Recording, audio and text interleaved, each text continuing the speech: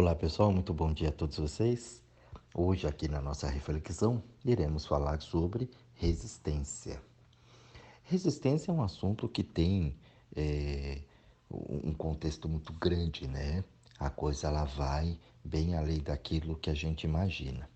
Então, toda vez que eu penso, né, em resistir a alguma coisa, muitas vezes eu não tenho consciência daquilo. No dia a dia, se a gente parar e observar, a gente tem muita resistência a muita coisa. Mas a gente entende que isso é uma verdade nossa, uma verdade interior, ou que aquilo é o correto, ou que é o meu propósito de vida. Mas a gente, muitas vezes, no inconsciente, a gente não consegue observar que nós estamos aplicando uma resistência, uma força contrária àquilo que precisa ser feito ou que gostaríamos de ser feito, né? De ser feito não, que gostaríamos que fosse feito. Então, toda vez que a gente fala em resistência, é preciso avaliar com bastante calma, porque a gente vê a resistência nos outros, mas na maioria das vezes a gente não vê a resistência dentro de nós. E ali nós vamos adiando sonhos, situações, projetos. E dentro da resistência, ela tem algumas variantes, que são essas desculpas, né? Popularmente conhecido, que a gente coloca ali dentro para justificar essa resistência que a gente tem. A resistência ao conhecimento, ao novo, né? Às situações que eu não sei lidar muito bem. Então, tudo que é novo, você ainda não sabe lidar. Então, a gente põe, né? Eu tô com o pé atrás, tô com o pé atrás porque eu sou esperto, né? Não, é um olho no peixe, outro no gato. Então, isso tudo são situações que a gente vai resistindo e a gente vai criando essa resistência sobre tudo e sobre todos. E se você não tomar conta disso, você vai observando que você não vive uma vida que vale a pena ser vivida. Muitas vezes você fica só ali na defensiva, você não se banca na vida, você só se defende. E aí é muito ruim, é um estado emocional, físico, né, psicológico ali muito ruim para isso. Então, o intuito da reflexão é que você pare um pouquinho e reflita a respeito de tudo que a gente vai falar aqui hoje, para que você possa observar e aplicar na sua vida, né? Localizar ali, vou dar alguns exemplos, são muitos, né? Mas vou dar alguns exemplos do cotidiano, como eu sempre faço aqui, que eu acho que são bem básicos e que a maioria das pessoas, pelo que eu observo, tem esses padrões, né? Então, toda vez que você resiste, você trava a tua vida, você trava o conhecimento, você trava tudo aquilo que realmente é para acontecer para você. Então vamos lá, nós temos vários tipos de resistência, né? Vamos começar que é uma resistência muito popular, principalmente no Brasil, que é o drama. O drama ele cria uma resistência, né? Então, tudo é dramático. Se você for no hospital, né, você vai olhar lá, observa, né, quando você está lá sentado, tudo, muita coisa é drama.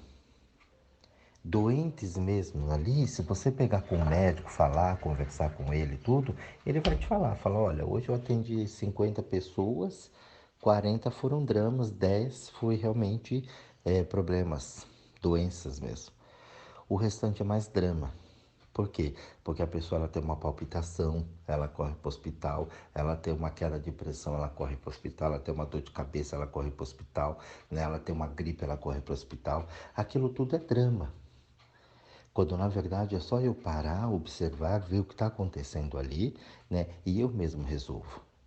Tanto é que você vê, em épocas agora de pandemia de Covid, acabou essas visitas aos hospitais.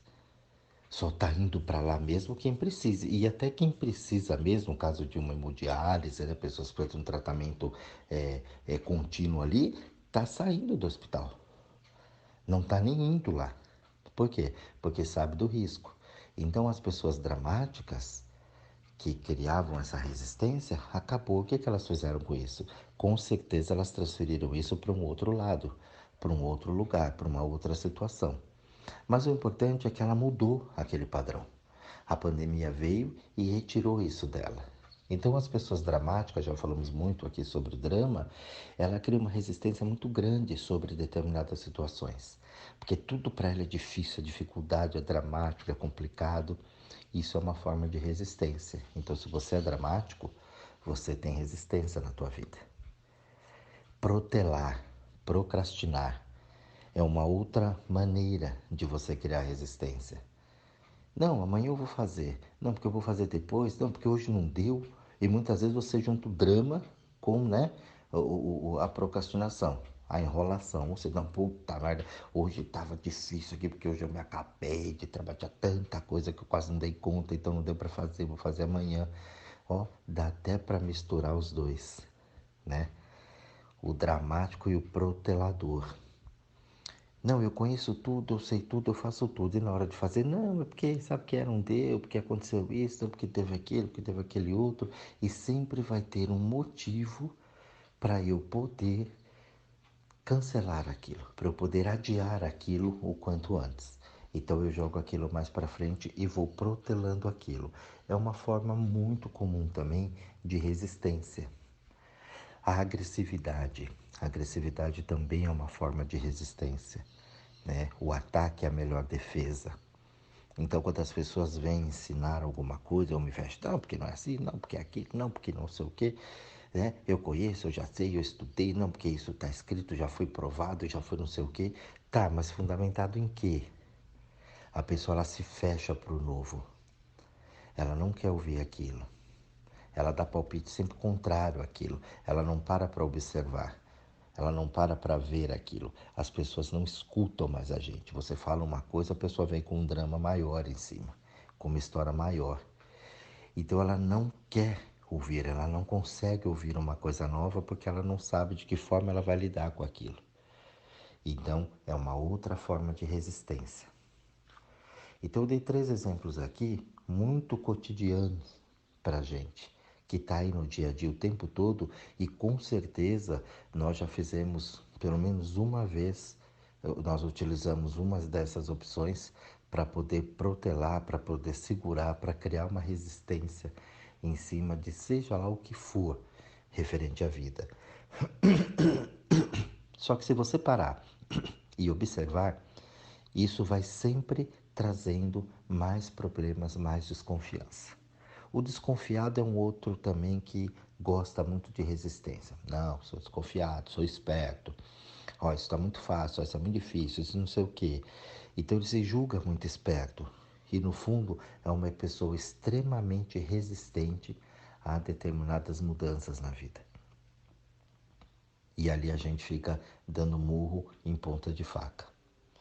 Então, quebrar essa resistência, né? E existem vários tipos, eu já gravei até outros áudios aqui de resistência, é para que a gente possa entender e se abrir mais, colocar de uma forma mais tranquila, né? O modo de viver, entender as situações, entender os ciclos da vida, entender aquilo que eu falo tanto aqui, que são as leis da vida para que você possa ser mais feliz, para que você possa ter uma vida mais calma, mais tranquila. Quantas vezes, né, a vaidade, que é uma forma de resistência também, né? Eu tenho uma vaidade que eu não posso errar, que eu tenho que fazer, que eu tenho que levar tudo pronto, porque eu sou perfeccionista, porque eu gosto de tudo muito bem feito e tudo mais. Isso é uma resistência muitas vezes para eu não fazer, para eu justificar, entendeu? Que não deu para fazer aquilo. Porque o mundo é assim, porque as coisas são assim, porque não funciona, porque essa ou aquela profissão não dá dinheiro. E ali a gente vai criando resistência em cima de tudo isso. Então são situações que se você parar e observar direitinho, você vai ver que você sempre está segurando, que você sempre está retendo algumas situações.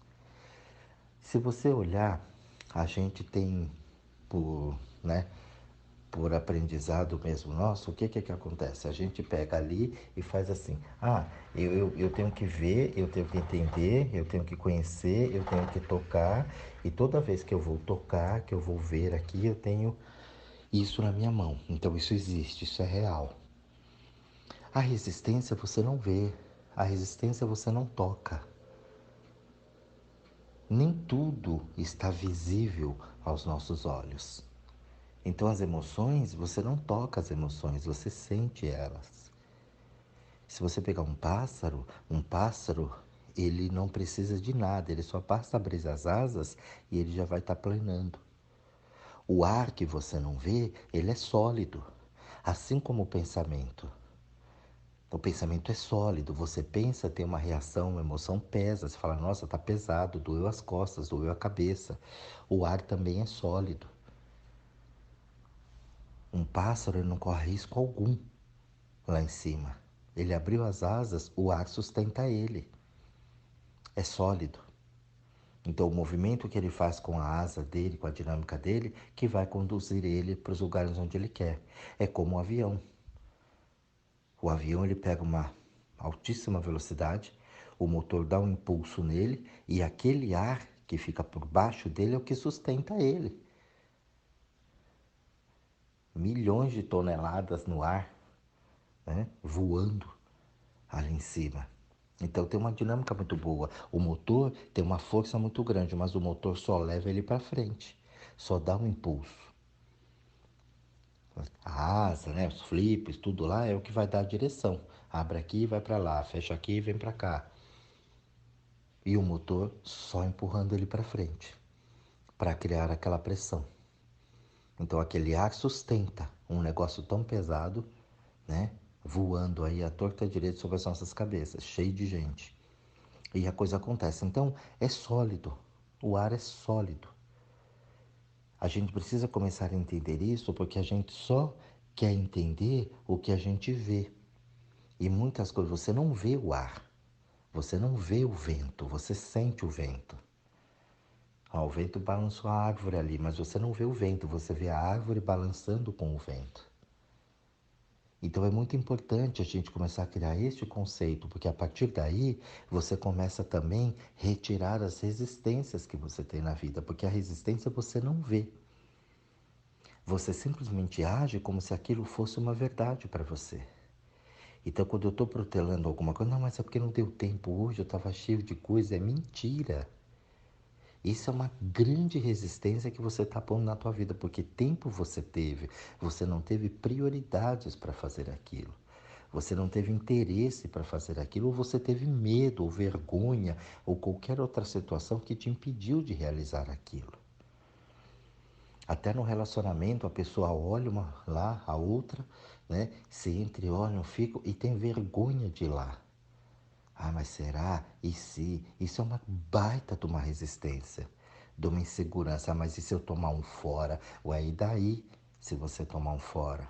Mas se a pessoa está te olhando, você está olhando a pessoa, isso já está formado, pelo menos para uma conversa inicial. Não tem por que você bloquear isso. Não tem por que você criar ilusões, porque tem um outro meio também de criar resistência. Eu sempre quero mais, eu sempre quero mais, eu sempre quero mais. Mas toda vez que o mais começa a chegar perto de mim, eu começo a criar mecanismos de autossabotagem para justificar a não chegada naquele ponto. Parece uma loucura, né, gente? Mas tem pessoas que têm medo do sucesso. Ela vive falando que ela quer o sucesso, ela vive falando que ela quer aumentar as coisas, que ela quer ganhar mais, que ela quer ter uma carreira maior, melhor de sucesso. Mas quando isso se aproxima, ela dá um passo atrás. Tem muita gente que quer muito dinheiro, mas ela tem medo do dinheiro. Ela não sabe lidar com o dinheiro. Eu faço esses testes o tempo todo com as pessoas, eu vejo o quanto medo elas têm de ter o poder na mão. Pessoas que são lindas, incrivelmente lindas, e elas se acham feias. Ela não se acha feia, ela vê, ela olha no espelho, ela está vendo ali. Ela é bonita, mas ela cria um mecanismo de autossabotagem, uma resistência gigantesca, porque ela não banca essa beleza dela. Quantas vezes, né? Eu acho que pelo menos esse é um dos exemplos que acho que pelo menos uma vez na vida, se você não fez isso, né? Não foi você o autor dessa façanha, você viu alguém que fez. Lá na sala de aula, por exemplo, ninguém estudou para a prova. Você vai lá, estuda e tira a nota. O pessoal quer te bater. O pessoal quer tipo para baixo. Por quê? Porque se todo mundo tirasse zero, podia pôr a culpa no professor. Mas se um aluno tirou a nota, acabou com todo o resto. Então você mostrou o fracasso para os outros alunos.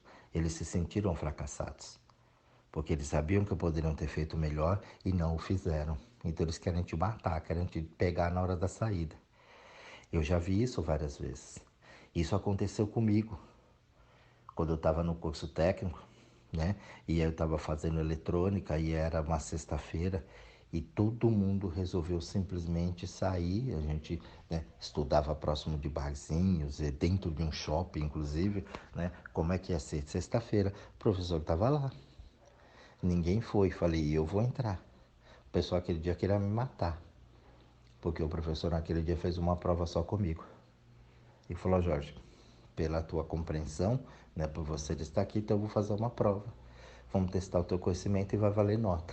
E eu fiquei com uma excelente nota e o resto ficou com zero, com falta. E muitos repetiram por causa disso. As pessoas queriam me matar, porque eu era puxa-saco, porque eu era, né, cagueta, porque eu era isso, porque eu era aquilo. Eu falei, eu tenho um propósito na minha vida. Eu venho aqui para estudar. Eu pago, né, para estudar. E eu não pago barato para estudar aqui. Então eu não posso ficar indo para barzinho, bebendo, jogando conversa fora, enquanto eu pago uma mensalidade cara, né? Uma boa parte do meu salário vai para o meu estudo aqui. Eu não posso simplesmente sair para gastar, para beber, né? Em barzinhos na hora de aula. Eu deixo isso para o meu fim de semana.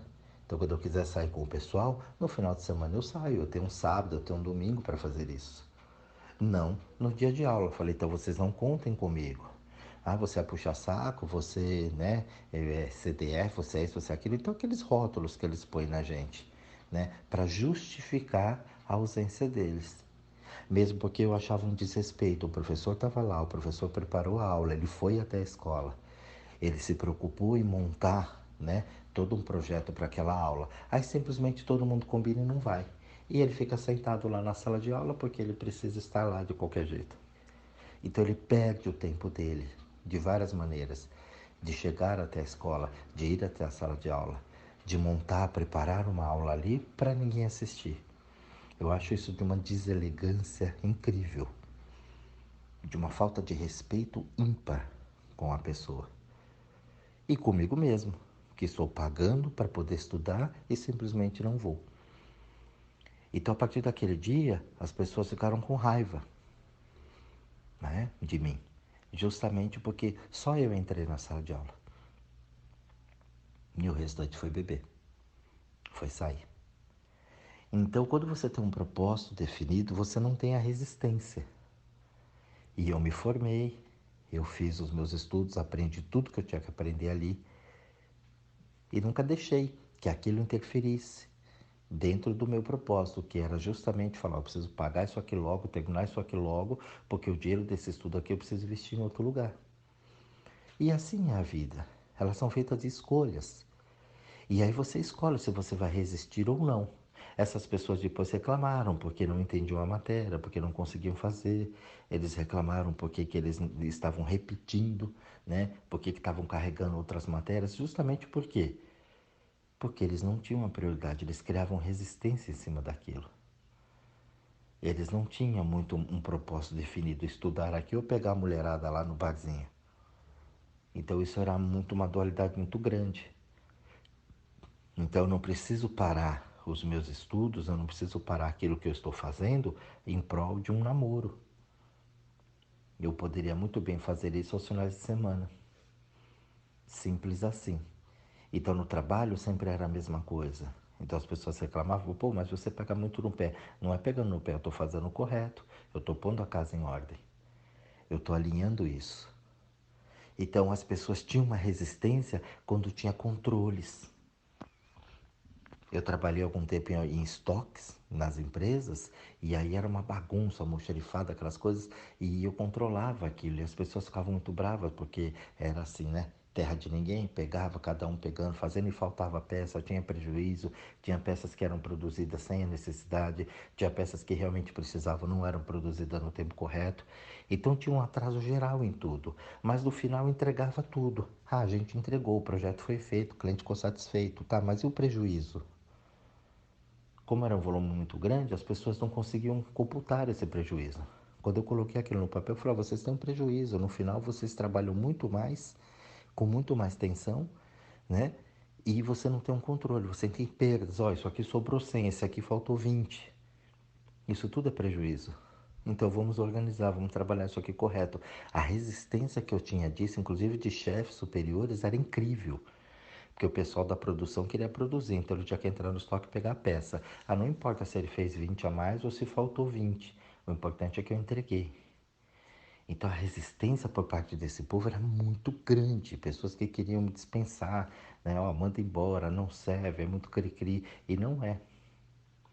Ao final do trabalho eu provei para eles que realmente tinha um prejuízo muito grande para poder entregar determinado produto, fechar determinado contrato, porque não tinha uma organização. Só que isso tudo dá trabalho, né? Você precisa enfrentar, você precisa ir lá, você não pode ter medo disso. Então as resistências, ela vem de várias formas na vida da gente. As pessoas que reclamam. A reclamação era uma forma gigantesca de resistência, porque acontece isso muito comigo nos atendimentos. E tem pessoas que não dá realmente, né? Tem pessoas que falam, olha, você ainda não está no tempo, pelo menos para o Jorge não. Procura um outro profissional, um outro lugar, porque vai poder te ajudar. Porque eu tenho toda a paciência do mundo, mas eu tenho quando a pessoa quer, tá afim. Quando ela não tá afim, eu percebo aquilo nela, eu falo, você precisa ir para outro lugar. Você precisa ficar com alguém que converse, que te ajude a pôr a culpa aí onde você quer que pôr, né? Porque, é meu pai, é minha mãe, você acha que eles são culpados? Então você procura alguém que apoie você nisso. Eu não tenho como te apoiar, porque eu trago uma solução, a pessoa traz um problema. Eu trago uma solução, ela põe um problema. Eu trago uma solução, ela põe um problema. Então a resistência dela é muito grande. Ela não consegue mudar ali. Então talvez ela precise passar por algumas situações para que ela aprenda aquilo, para que ela quebre aquela resistência. E a vida, claro, né? A vida sempre tem caminhos e meios incríveis. A vida, eu falo que a maior terapeuta que a gente pode conhecer é a vida. Porque a vida ela tem muito mecanismo para poder fazer você sair daquela inércia que você está, sair daquela resistência que você tem. A vida é incrível. Então eu não me preocupo muito com isso e não perco muita energia com quem realmente não quer fazer a coisa. Tanto é que hoje as pessoas que me procuram são sempre pessoas que têm uma visão mais universalista, mais aberta. Então a pessoa, não, já estou afim, só não estou conseguindo, e papum, e a coisa vai e flui muito bem, né? Essas pessoas que têm uma resistência muito grande, elas já não chegam para mim. Então vem as pessoas que têm um pouco de resistência, mas ela fala, eu não consigo quebrar isso, eu quero quebrar isso. E aí fica um trabalho muito fácil, muito tranquilo e fica até gostoso de fazer, porque a pessoa ela começa a entender isso. Então assim é a vida.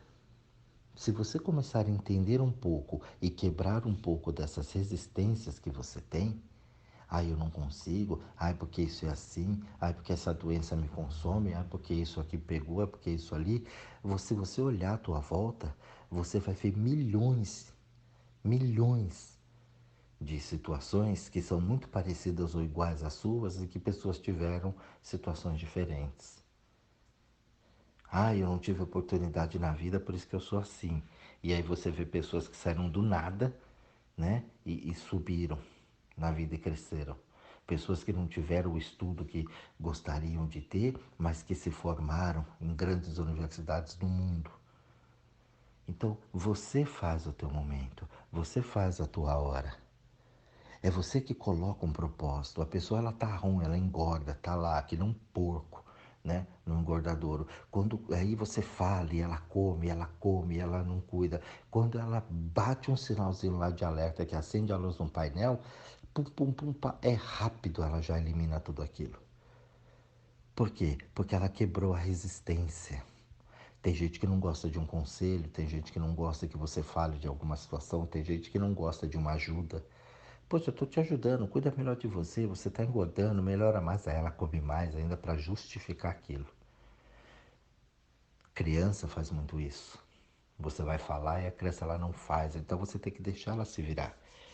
Deixa ela fazer o que ela está entendendo ali para ela sentir aquela experiência.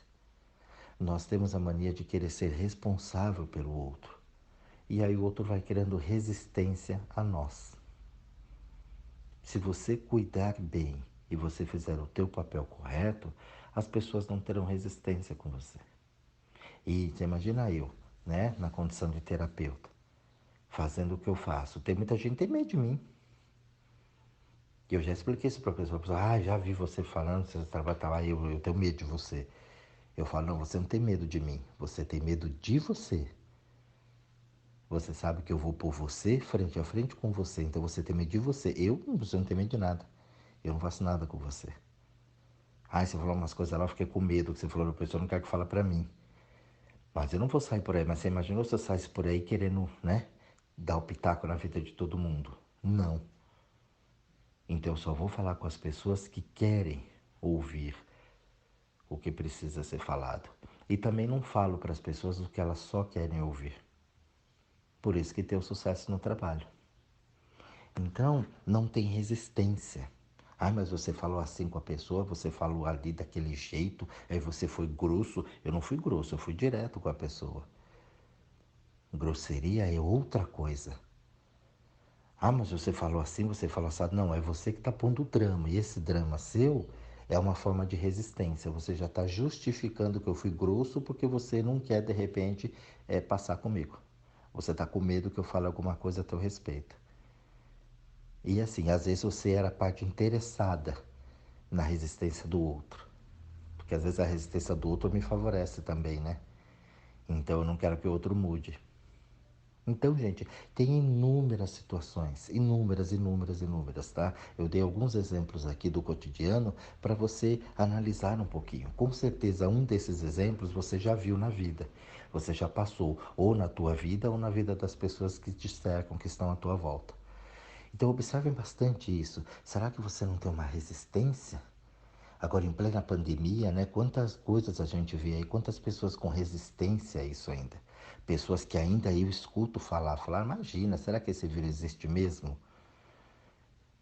Eu olho, fico pensando, né? Falo, é uma resistência gigantesca, né? Antes eu tinha vontade de bater, agora eu já entendo. Eu falo, não, o pessoal tem uma resistência muito grande, algum tipo de mudança.